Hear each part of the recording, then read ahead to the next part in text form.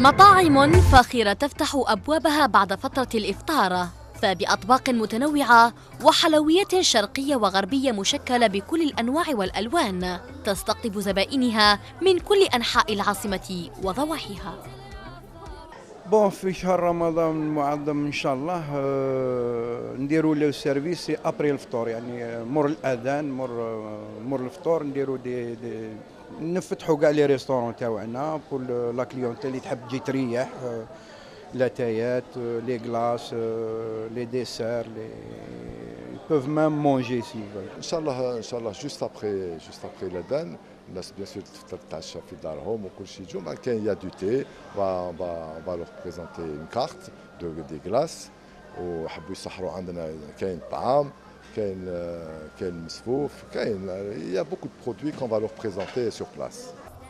هذه المطاعم أصبحت مقصداً عائلياً للعديد من العائلات الجزائرية بمختلف أعمارهم، والتي لقيت رواجاً واسعاً بينهم من خلال الدعاية الشعبية. يعني راهم يعرفونا هنايا، رانا دي كليون عندهم ومام الدراري يحبوهم. Pour une famille plus ou moins grande, les prix sont bons, ils sont abordables.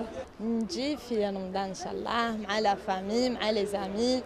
On va prendre des thés, des glaces, بالك حتى نسحروا هنايا. Oui, la chia, oui, bien sûr. Sahara et tout, pour ouais, entre famille et tout. Pour les glaces, pour voilà, pizza, باش نسحروا. Oui, exactement. نحبوا نزهاو اونطرامي اونتر هكذايا نخرجوا ناكلوا لهنا نقصروا كدا منا ماكله هايله وكل شيء عجبنا. لي بري ما نقول لك بزاف غاليين ما نقول لك بزاف رخاص، مي ريزونابل نورمال. احنا شغل لي جان هكذايا شغل نتفاهموا نقدروا نورمال ماشي حاجه كبيره.